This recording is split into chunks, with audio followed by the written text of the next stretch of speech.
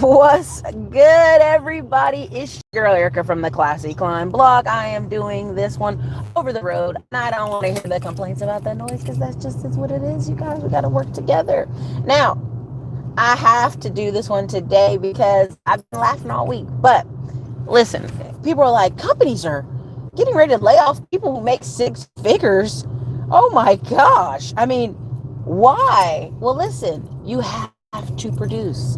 You have to show results. You have to show receipts. There will be no more free lunch. And the thought that you are going to continue to get free lunch is absurd. Now, there's something when I was a kid, my dad be like, don't bring me no bad news. I don't want to hear it. Just got home. I ain't trying to hear it. My mom come in her military uniform. They both be coming home. They be like, we ain't trying to hear no bad news. And I used to be like, but I just want to snitch on my sister real quick. Hold on, let me tell you what she did. And so I'd always be that kid, that middle kid that was getting on their nerves. And I was really particular about, I've got to tell you this. And this is the attitude many employees have. Well, I've got to tell you this to make A, B, C, whatever better. And guess what? We don't care. Most business owners, we don't care. Okay. Now, I was going to do a video showing this neighborhood and showing y'all all this stuff and like this gentrification off BOLM Street. Again, BOLM Street in Austin, Texas. That's the next video. I'll try to do that this weekend. But for today, there's something that Rock used to say, know your role and shut your mouth, right? And it used to be in WWE, and I used to say it, and my friend be like, shut up, you guys can't say it. Our cousins, we get in trouble for saying it. But that is really what applies in life right now. There was an article coming out talking about how people making $100,000 were getting laid off, and oh my God, the injustice or whatever. But think about it. From now on, you're going to have companies squeezing you, seeing how hard you can work. And all over the internet, you see all these people going, I'm a mom. I have kids. I can't do this. I can't stay at home and work from home and watch my kids. And guess what? They don't care. These companies don't care. They don't care. They're like, oh, you can't? Well, guess what you can do? There's the door. You can't do both. Not our problem. This is why I keep trying to get you guys to see now is the perfect time to put your plan together. A lot of people get up to $100,000. They're quick to get out of those corporate America jobs. Why is that? Now you can go look this up. Again, this is Pew Research. You can look it up for yourself. Don't take my word. Go look it up. It's hard for companies to keep women over 30 or lawyers. Why? They want to go on and have babies. They're done. The hours it takes for people to put in being a lawyer, being a top lawyer in a firm is brutal. Hedge funds. A lot of these companies you see where these young guys are partying really hard, like getting crunk, and they're like, man, why are they partying so hard? Because they cram in a ton of hours, 80, 100 hours a week. In the beginning years of a lot of these law firms, hedge funds, so they party hard. And they lose a lot of women around 30 because they get like, sorry, I'm going to go have babes out. I'm out. Now, part of why I'm talking about this and bringing this up to y'all about no bad news. Don't bring me no bad news. Is there's a difference between bringing value and complaining. And a lot of people don't have enough soft skills to know the difference. A lot of companies, they hear you doing this, they're like, oh, write it down in their file. They've even done studies on this, that when women come and bring certain valid, like real life complaints to the office, a company marks it down as complaining. Now, prime example, I deal with truckers, I deal with office stuff. So my truckers, the number one thing about truckers, you're like, listen, this is the number one industry where you can come out of high school in a couple years, start driving trucks and make $100,000. But there's no education, there's no training, there's no how to save your money, how to invest your money, how to pay your debts off, how to get your stuff in order. I've told y'all multiple times, I've been on the phone with funding companies, and a part of their questioning was, do you have any child support payments?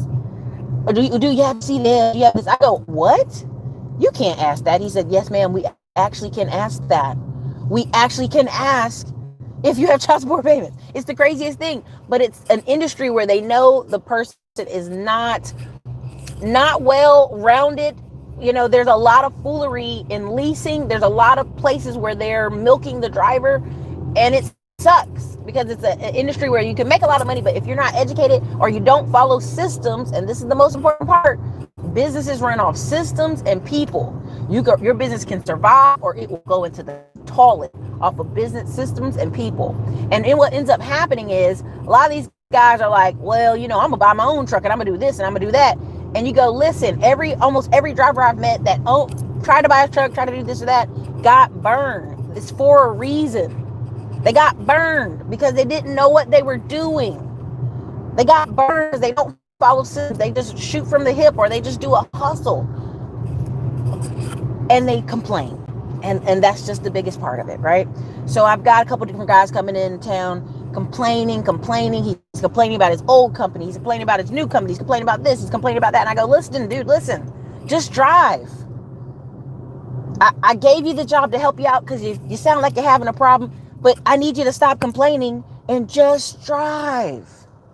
Be quiet. Just drive. Ain't nobody care. So, most people say, well, I'm helping the company. I'm telling you what's wrong. Listen, if you tell me about a little cosmetic thing that won't put money in my pocket, I don't care. And the staff knows at this point how much I don't care. I make sure they talk to, there's so many things that have happened that got handled by my mechanic and my logistics manager because they know if they told me, I'd have been like, why are you bringing this to me? It's of no value to me. It makes no difference. It doesn't change the needle. And this is what you guys are going to start seeing. These companies are like, why are you bringing this conversation to me? It doesn't matter. Now, prime example, I'm going to give you an example of where it does. I worked for the company. I was 620. Again, I'm not saying their name. I was in apartment management at this company. I was 620 in Austin, Texas. Very luxurious, nice apartment complex. Why? Because people loved living off 620. Traffic was terrible, but they got really great hilltop views, country views, mountain views. Also, they had amazing school systems. Why? Because the houses over there were $1 million. So they couldn't afford those houses, but they could afford an apartment in that neighborhood, which allowed their child to go to the schools there. So again, we're doing a company changeover. We're changing colors, and we tell them it would be more cost efficient. We told them 3 times. It would be more cost efficient if y'all just hire a full-time painter and pay them $50K a year, and that's all they'll do is paint. Now, immediately, the company owners are like, $50K for a painter? A painter ain't even worth $50K. Now, we all have our mouth dropped because we're on staff. We know what we're talking about. We see the grounds and we know. The painting company, and this is how I got my start on painting companies. Make sure you hear this part. The painting company that took over the deal, outsourced, because they thought they were going to save so much money outsourcing it, made $300,000 off that owners that year. Let me say that again. We recommended them 3 times. Just hire a full-time painter for $50K. Give him some benefits. That's all he does all day is paint. He don't do nothing else. Paint. Oh, no, we ain't doing that. The outsourced company they gave it to made $300,000 off of that complex. Why? Because the owners didn't want to hear something that was cost saving. They heard us as a complaint. But we knew, boots on the ground, we live there. You're on 620. A lot of these women stay home. Their husband works in sales. Their husband works in some job. It makes a lot of money, but it doesn't make enough for them to go get into a house over here.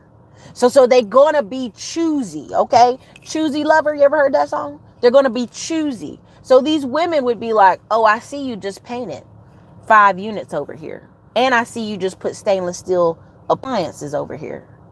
I'm going to need my house painted, and I'm going to need I'm going to need my door painted. I'm going to need my this wall painted, and I'm going to need stainless steel equipment. Now, the complex at first is like, oh, well, no, we're not going to do that. Well, then all of a sudden you hear the drum beat, because this ain't a small complex. This is a 700 unit complex. Okay. And you have some that are shaped like townhomes. Some are shaped like duplexes. And it's nice. It's on 620. If y'all know who I'm talking about, you know what I'm talking about. And then all of a sudden it comes 10 women. Then it's 15 women. Then it's 20 women. Then it's 30 units. Then it's 50. You have 100 people threatening to leave if they don't get their apartment painted with the new colors and stainless steel appliances. So what does the company do? Start giving out stainless steel appliances. But then they realize this will burn a hole in our pocket, replacing all these regular, nothing wrong with them refrigerators with stainless steel appliances. Now, what ended up happening? They had to go back and say, well, yeah, we'll give you the stainless steel appliances, but we're going to have to raise your rent to $50. Well, why is my rent being raised $50 when they got free appliances? They got free appliances. Do you understand what we're trying to say here? Ignoring the staff when the staff is telling you a very detailed thing could cost them $300,000 in paint and $200,000 in stainless steel appliances, because they liquidated the other appliances. They got their money back here and there.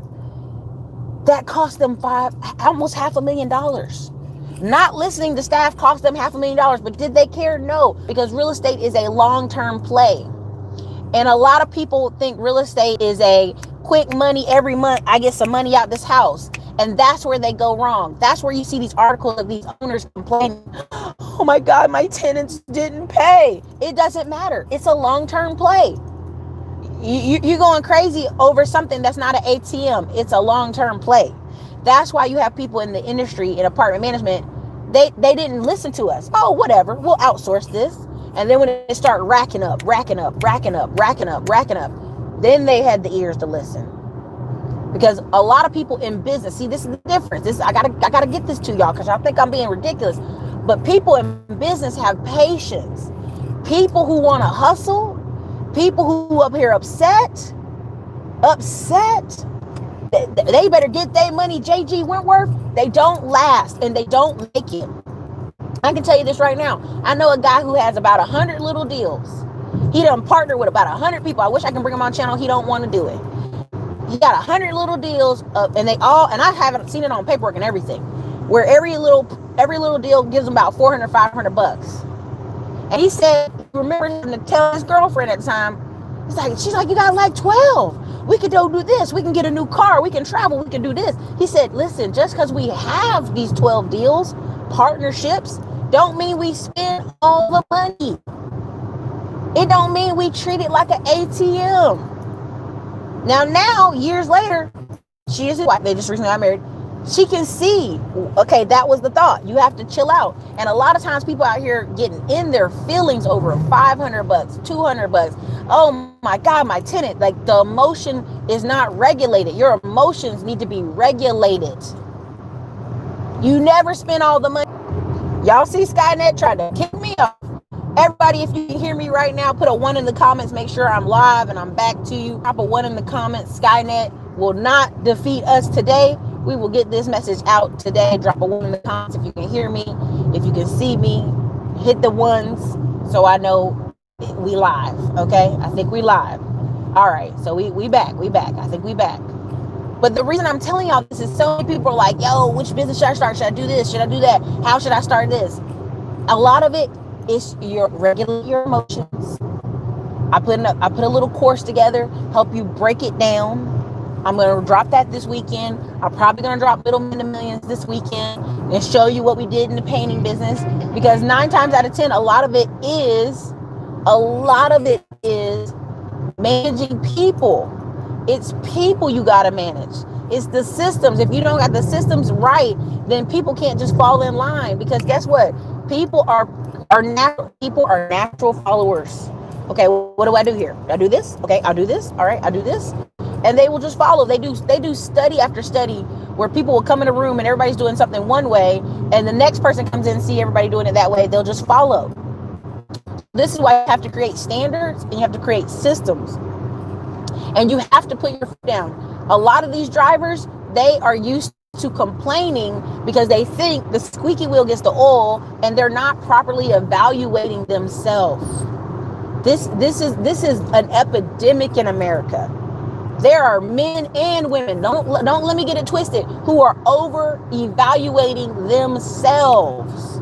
Their mind is out of control. They're thinking because they look good, they should get a millionaire. I mean, you just saw the woman who said, listen, B. Simone or whoever she is, I don't even know, because I don't be in entertainment like that she wanted to date a businessman, not a 9-to-5er.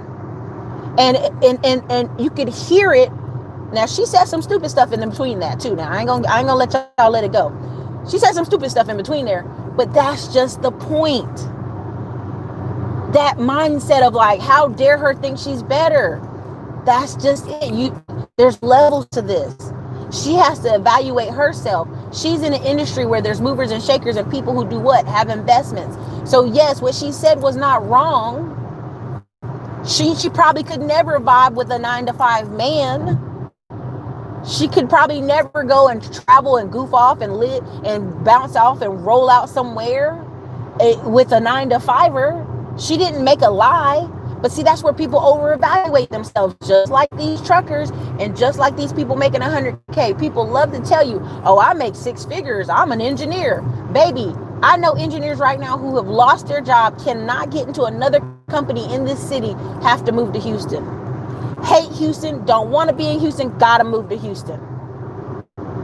So you're overvaluating what you give to a company, even with your title. Even with your title. See, this is what you got to understand. If you're not producing, that company can pull the cord any day. But what ends up happening is we get to 100K and we start getting all the stuff, right? Again, I've drove up to places and people go, that's your car? Oh man, I thought you'd be driving this or that. And I go, because we're car drunk. Americans are car drunk. And so as soon as somebody gets a job or they get a little raise, they go out and get a car. There was somebody in one of these credit repair groups and I almost busted out laughing. Her car, she's like, my car is having mechanical issues. So then she goes out and buys a Mercedes Benz, like one of the most expensive ones, because she could afford it. She could get a plug for it. And everybody in the comments, they weren't roasting her, but they were like, baby, you getting this car, okay, right? But do you know how much the oil changes are? Do you know how much the insurance is? So they start breaking it out for her. And that's when she realized, oh, damn. Oh, I really ain't trying to pay $500 for oil changes and this and that. And that. Yeah, that's it, because it costs money. When you see these kids out here with these pickup trucks and they're like, oh man, I can't go nowhere, the gas is so expensive. No, gas is as cheap as it's ever been. You didn't evaluate how much it costs to put gas in that truck. I put $20 in this thing, I'm rolling all week. But Erica, I don't know why you drive that, man. If I had money like you, what I would do is I would go get a car. And that's why you don't have no money. Because that's the first thing you do. That's your only focus. You have no long-term decision making, is what you just told me. Drunk on it. Drunk on credit. Listen, right now, why are guys leaving trucking? Oh, Erica, the rates went back up. I can show you numbers and facts and data. I can go on screens. I can show you all kind of stuff where the numbers went up and more guys are back on the road. Again, let me tell you, why are guys getting out of trucking? They're undisciplined. They're unregulated. They don't have any good, their credit's a mess. They're spending money like drunk sailors. They literally are used to good times. They don't know any bad times and they can't pivot. What does that mean? They only know good times. They only know how to make money when times are good. Every time I meet some older black people, they love telling me, oh, the Bill Clinton, man, the feel good 90s, that's their favorite song. That's their favorite drum beat about how good the feel good 90s were. But then you see what their life is not. They haven't invested anything. They haven't grown. They have done other things. So all they can tell you about is when they was 25 and they had a job at a factory and they went out to the club all the time. No, baby, that ain't it. That ain't it. And when people really, truly have to evaluate themselves, do I cut the mustard? And when they realize they don't cut the mustard, do you know what I'm saying? When they realize, well, I didn't want that anyway. Well, I didn't want her anyway. She ain't even that fine. No, you got your feelings hurt. Don't let your feelings getting hurt mess your life up, baby. Don't do it. Don't do it. And that's the problem. We have a lot of people out here. Now, I gave some stats the other day, and if y'all could have seen my emails, it's funny. My assistants are from the Philippines.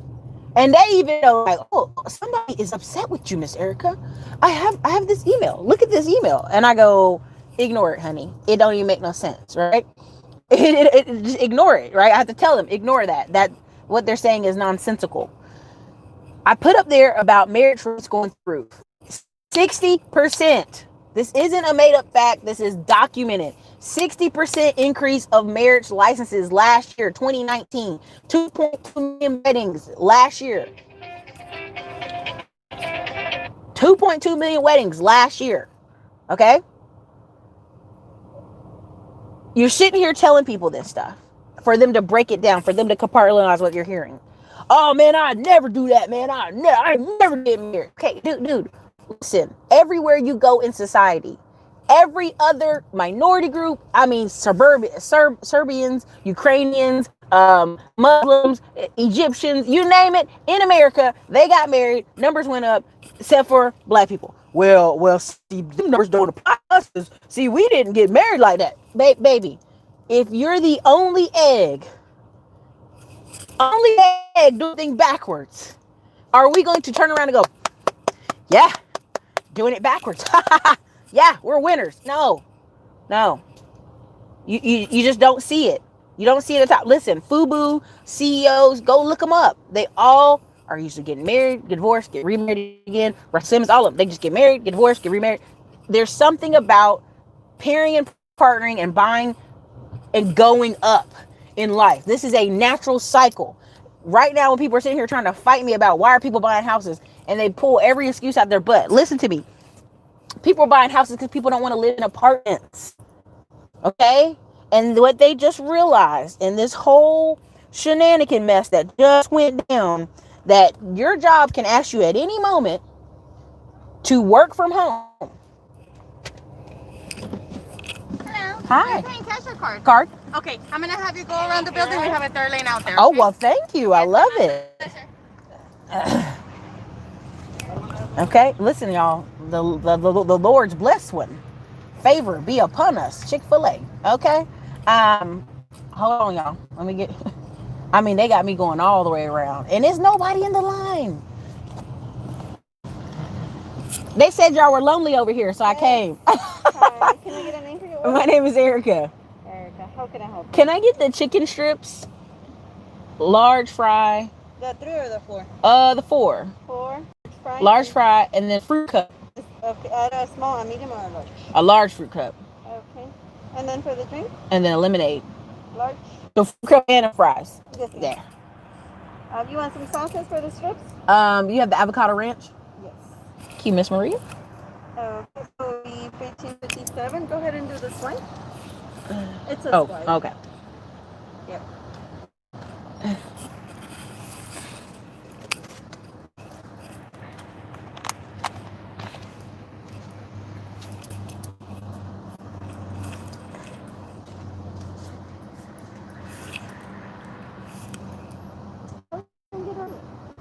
Okay.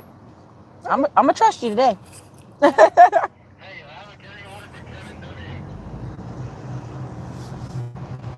Okay, I'm supposed to park here. I think that's where I go. Y'all, they had a whole line. Listen. A yin yang, baby. I can't get chicken sandwiches. The bread, it's something about it's just off to me now. Anyway, I used to work for Warner Truck. They used to have drivers calling every week for cash advances. They stay a slave because they like. Listen, honey, I'm about to just DJ Truth. Is that DJ Truth? Deja Truth? Let me read that again. I want everybody to hear this. And used to have drivers calling every week for cash advances. They stayed a slave to the truck because they lacked discipline. Y'all, let me tell y'all that again. Listen, do you know how many people have asked me every time? Yes, it's me. Thank you. Yes. There when it's at. Okay. That's a big old fruit cup. Thank you. Thank you. Have a good day. Stay out of the heat. They have them with camel packs and hats and sunblock on. Those poor children. Okay. So, finish this out. But I just want y'all to hear this.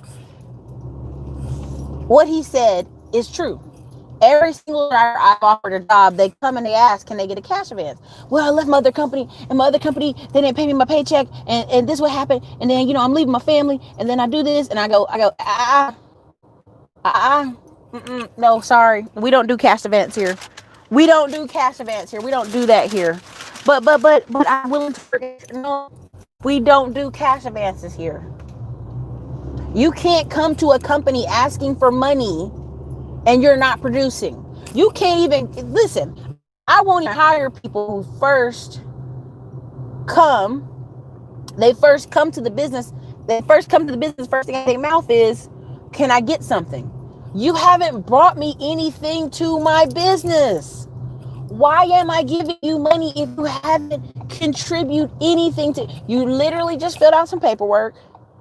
You literally just came this way, and now you want something from you. I just ID, baby. We don't even know each other, but you want money from the business. Okay? This is why these companies are going to be ruthless.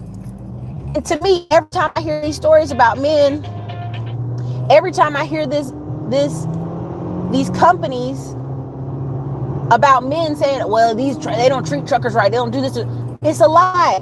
I know too many companies that are bending over backwards making sure these men are okay, are taken care of, have AC.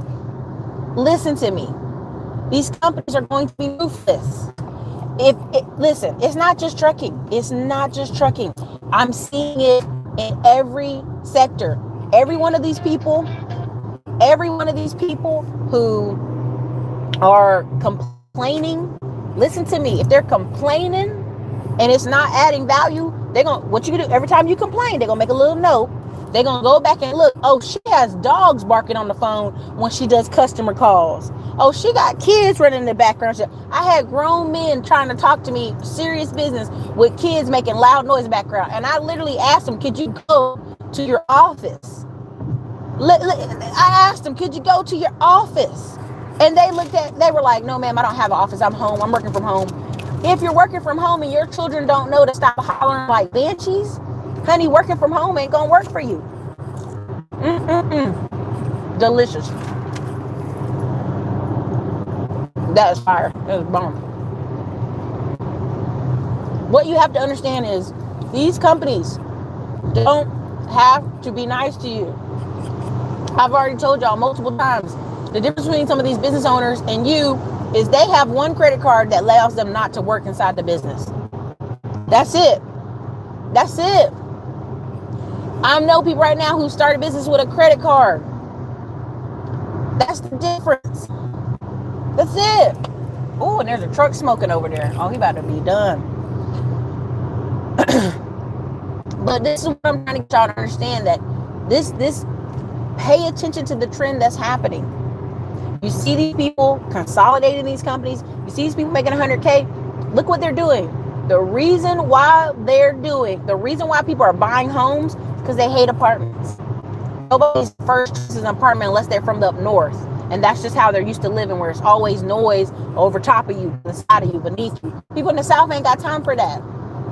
They just don't have time for it. They do not have time.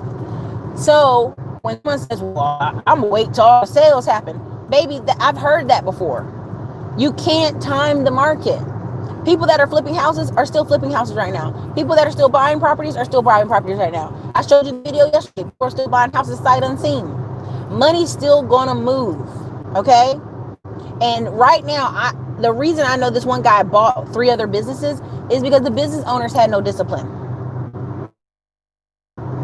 They had no discipline. They just wanted to go off and goof off all weekend. They want to goof off every day of the week. It just doesn't work. It don't work. So, when you talk to your boss this week, if you're watching me and you got a boss, don't bring no bad news, baby. If you're going to bring it, they always say bring the S sandwich. They go bring a little bit of good news, put the bad news, and then bring the good news again. Right? And people used to hate that. They go, no, just give me the bad news.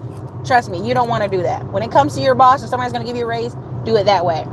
And trust me, if you're making $50K right now, a company offers you a raise, honey, they're going to literally work you. They're going to be working you.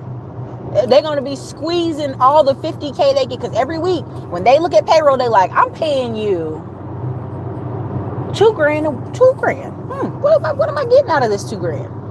Because the rule of 10 is every person that you're paying a certain amount ought to be producing 10x of that number. And if they're not, ooh, baby.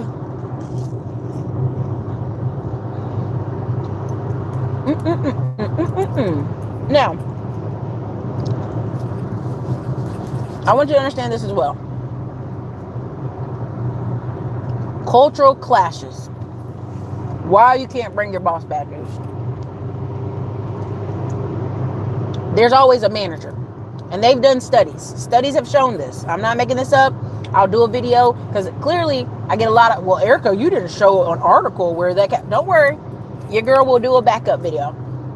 There are studies that show middle managers that interact every day with everyday people on staff are more in tune with the business than sometimes the owner.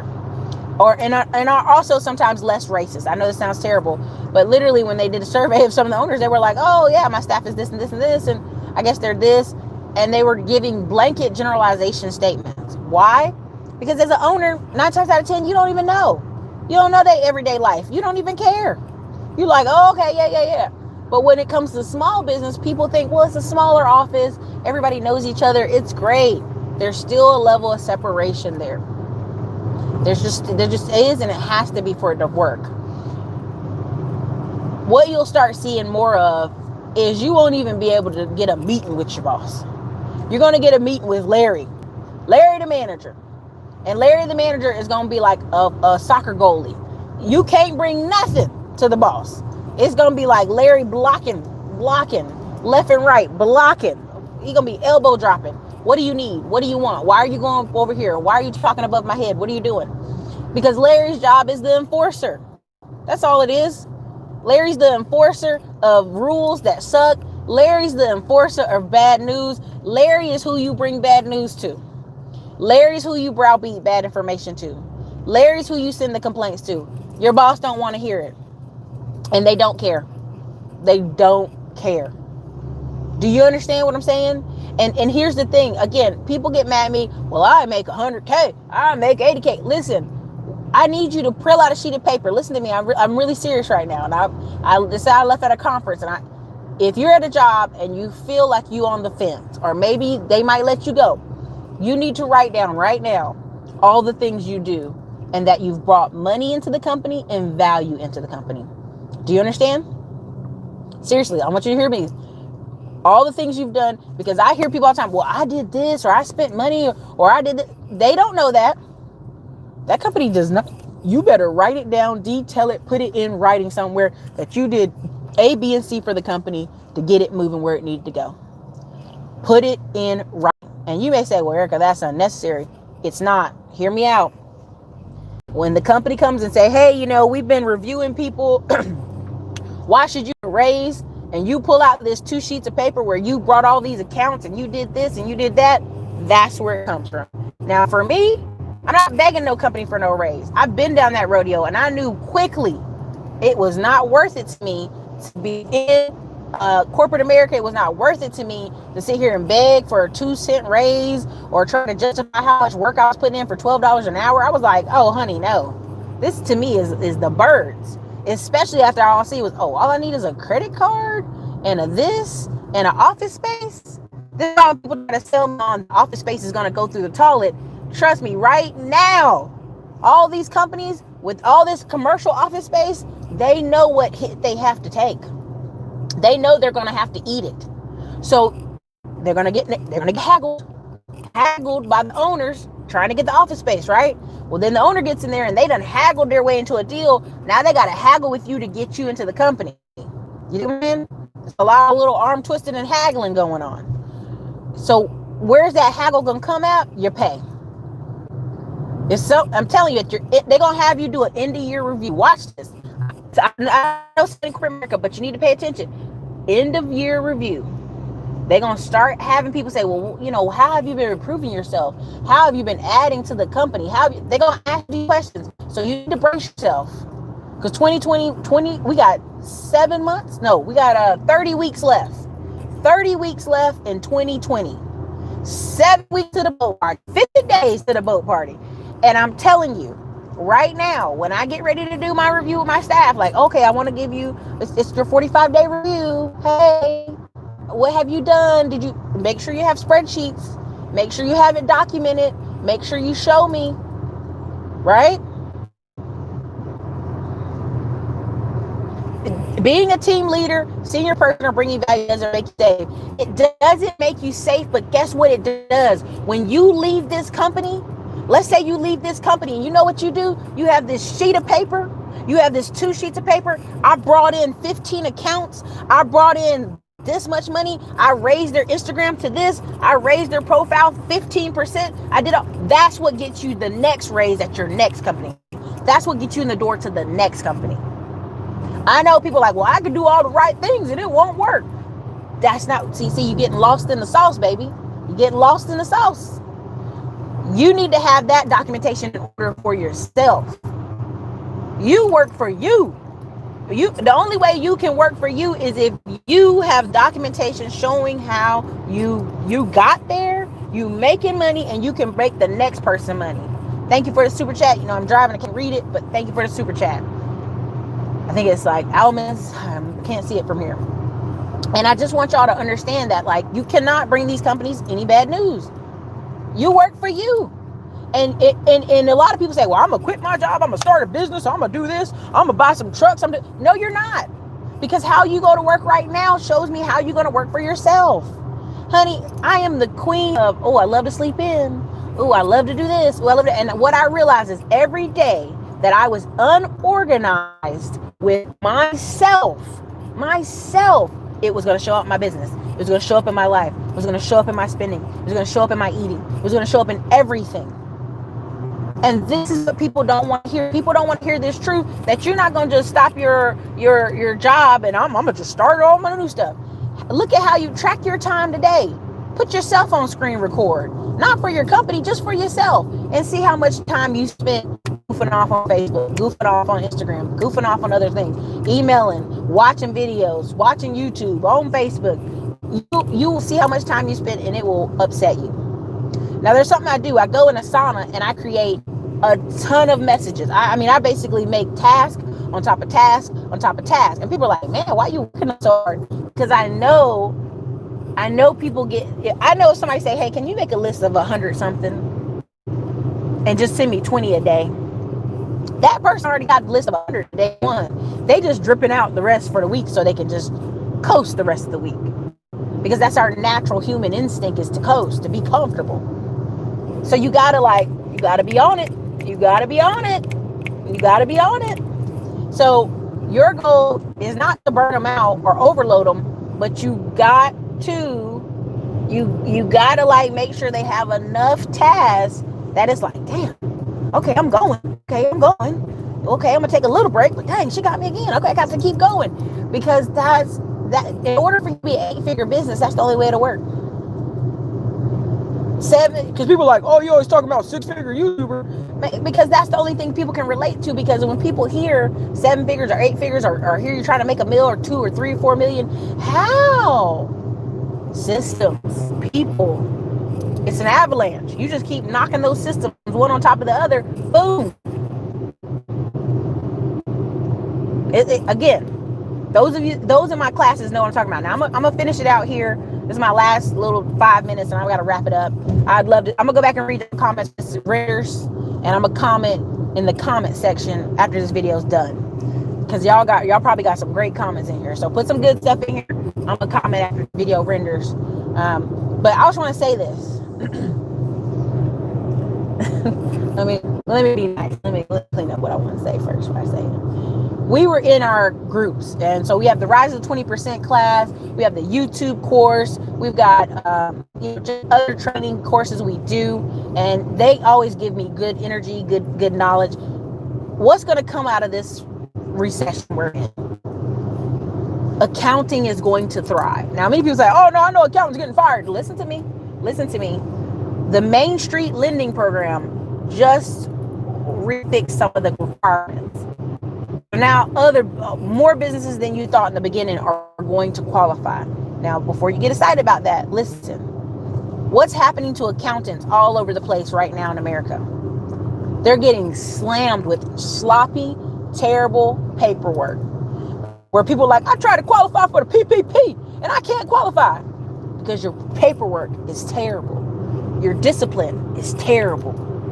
All your stuff is now, the choices you make the past year, 2, 3, 4, 5 years are now showing up to haunt you. And what's going to happen is, I did that video talking about that guy that got that $2 million and he buying a Phantom. He paying child support. He doing silly stuff. He didn't do that alone. I'm going to say this. There is probably somebody in Atlanta who out there hooking people up with the PPP, and they're going to find them. They're going to find that person. It's just a matter of time. They're going to be like, who helped you do this paperwork? Because you're not smart enough to do this paperwork by yourself. Now, what's going to happen out of that is there going to be a ton of people who get caught. There's going to be a bunch of American Greed shows, but there's also going to be a ton of opportunity created for accountants, whether you're working for IRS or you're working for people. Because over the next couple years, the name of the game is that paperwork. And if there's nothing else you get out of this whole video I talked to you about, paperwork. Why scammers got it from Atlanta? Because maybe it's the home of Atlanta. Atlanta got a whole under soft belly, as they would say. It's got a whole nother little side part. But I want you to understand, data is gold, okay? Data. And they're gonna find you, baby. They're gonna find you. That's all I had to say. You gotta not bring your boss no bad news, because right now, all this data out here, people on Twitter cutting up, people at their job cutting up. Your boss is like, where is the opportunity to fire? Somebody is stopping me. Like Grant Cardone cracks me up. He goes, somebody is stopping my money. Who can I fire today? And it's the truth. If you're doing everything, you're putting 100% pedal to the metal, you're trying to push and get something through, and it's not going, something's happening. So you have to examine who is stopping the flow of my money. Do you understand? I hope y'all understand what I'm trying to say to y'all. It's about to get rough out here, but don't fret, don't worry too much. Things gonna still keep moving. Right now, Austin 35 is flooded with traffic. DFW for the month of May was the busiest airport in the whole world. And so trust me, money is moving. Okay? Money's out here moving. Are you moving with it? Are you about to get some of this money? I hope so. I hope you're paying attention. And I hope you don't bring your boss no bad news. This is your girl, Erica, from the Classy Climb blog. I hope to see you in 50 days at the boat party here in Austin, because I have a little surprise for y'all. Make sure we can get a bus of y'all out to see several of the offices and the businesses I own. Y'all can get a little bus tour, some good conversation. Then you're going to get a good dinner on Saturday, and on Sunday, we're going to, for 4 hours, be touring the waters in Austin, see all kind of sights, video. We'll have AM1 there. We'll have our friend taking photos. It's going to be awesome. So for those of you who are going to be there, those are going to be my go-getters. Those are going to be my business partners, people I work with in the future. We're going to have a blast. So, this is your girl, Erica, Classy Climb blog. Later.